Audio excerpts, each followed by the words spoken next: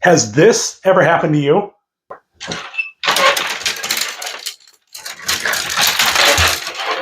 Oh no! Or worse? Whoa! Whoa!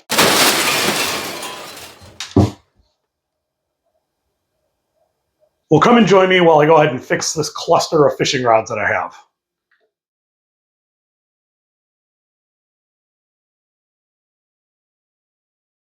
So when I designed the fishing rod holder, I decided I wanted to use maple for this project. I love the way maple looks. It is one of my favorite woods that I get to work with. So I chose this soft maple board that I had in my shop. It's got some nice gray tones to it, as well as some light wood, so it'll offer a couple of variations in color. I also do have a couple scrap pieces from previous projects that I'll be able to use up as well. So double benefit. As you can see behind me, I have a plethora of scrap wood. So I'm trying to use up as much as I can. So this project will afford me an opportunity to use up some of the boards that I have.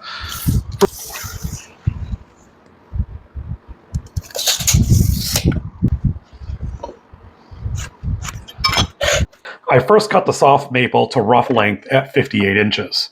I will be able to get the top and bottom rod holder, as well as the piece where the fishing rod handles will sit, out of one board.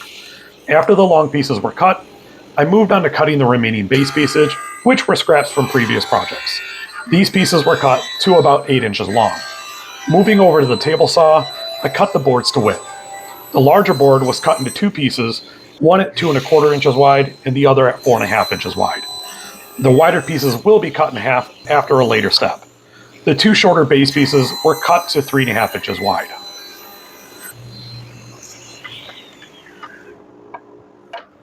All right, so we have all of our pieces rough cut to size.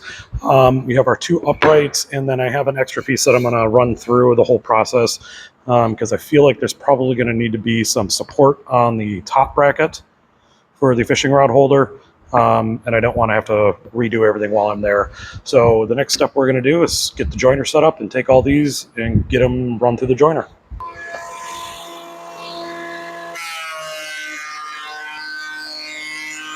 When cutting the boards to rough size, I like to leave some extra room both on the width and length to allow for any issues that may arise with the joining and planing process. Even though the joiner and planer that I have are dialed in the best that I can get them, there is always some snipe that unfortunately happens. So leaving this extra material will allow me to cut off the snipe and avoid it being seen on the final product. One thing I like to do when planing and joining is to take a pencil and scribble a line down the entire length of the material. I found that it makes it easier to tell when you've removed enough material. It also has the added benefit of allowing me to keep track of which side I need to run through the machines.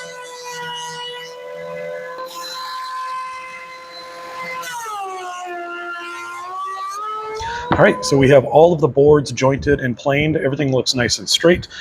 Next, I'm going to take this 5-inch piece. This is going to end up becoming our top and bottom of the rod holder.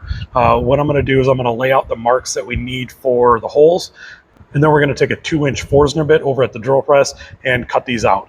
Once that's done, we'll be able to rip it right down the middle on the table saw, and that should give us our top and bottom pieces that we need. Before deciding on the spacing for the holes, I measured the width of my fishing rods and decided on a 4-inch spacing. This would allow enough room for each rod to be taken in and out easily. To start the layout process, I made sure the end of the board was square and then put my first mark at 2 inches. After that, each mark was made every 4 inches.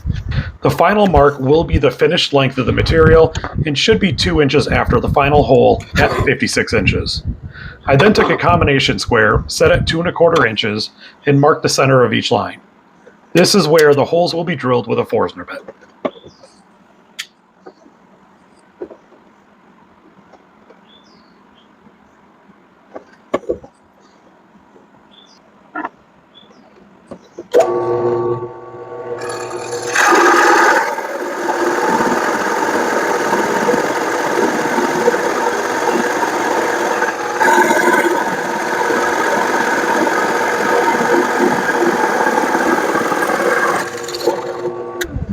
Okay, we got all the holes made for the top and bottom rack. I used a 2-inch Forstner bit to cut these out. When you're using a Forstner bit in hardwood, I would recommend taking your time and going slow. Let the bit do the work for you. If you go too quick, you can tear out your sides and have some tear out on the back.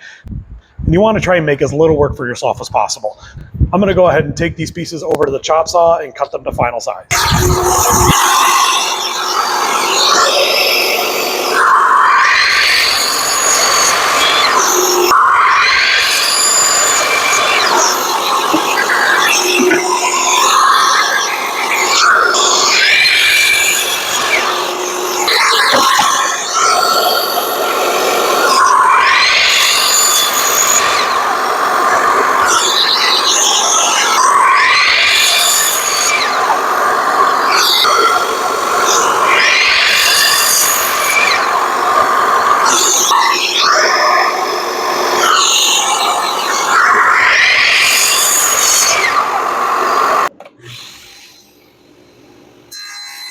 To get the final width of the top and bottom rod holder, I put my fence at 2 3/16 of an inch.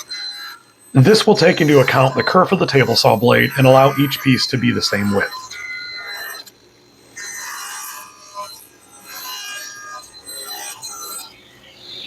All right, everything is cut to final size. Everything's looking good so far. The next step we're going to do is every woodworker's favorite time, sanding.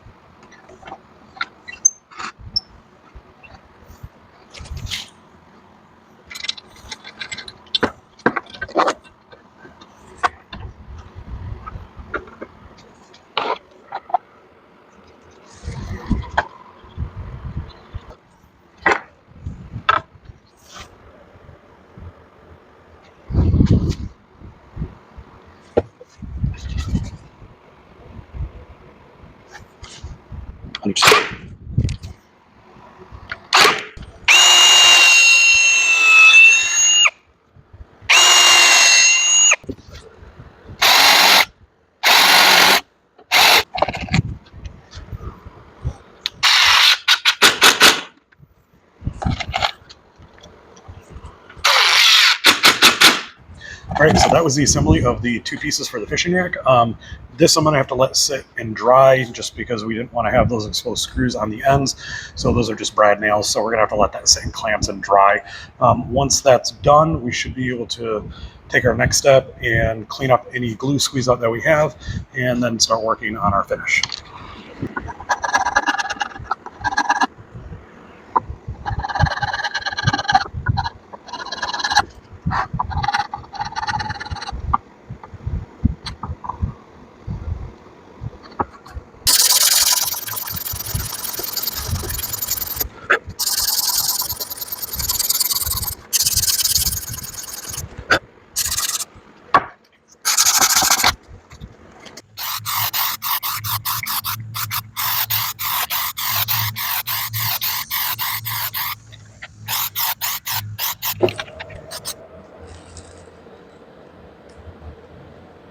We got a couple coats of finish on, and it's starting to look good.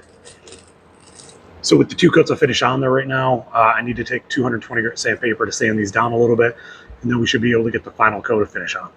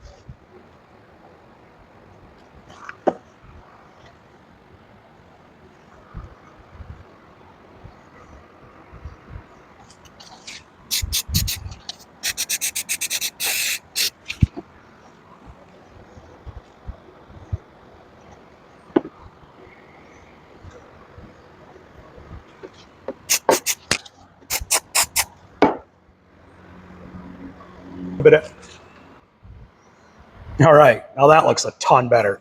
Now these little pads will just add a little bit of extra protection to the fishing rod so they don't get scratched over time. At this point, this entire rod holder is done and ready to be installed. I'm gonna let the pads dry for a little bit longer, and then we'll get them down to the house and get them installed. When installing the rod holder, I wanted to make sure that the screws were being driven into some studs. I took my time with a stud finder and marked out where each stud would be on the wall with a pencil. I pre-drilled the holes and used washer head wood screws to attach the holder to the wall. Now it's important to make sure you take your time when driving the screws so the hole doesn't get stripped out.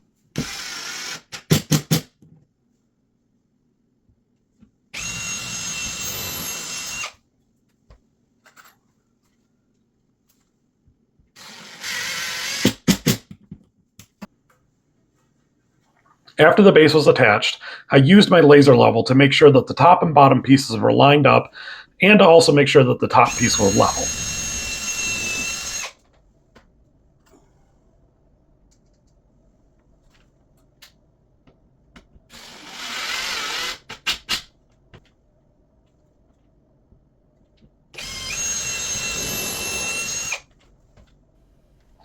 And once everything was secured, it's time to test out the holder.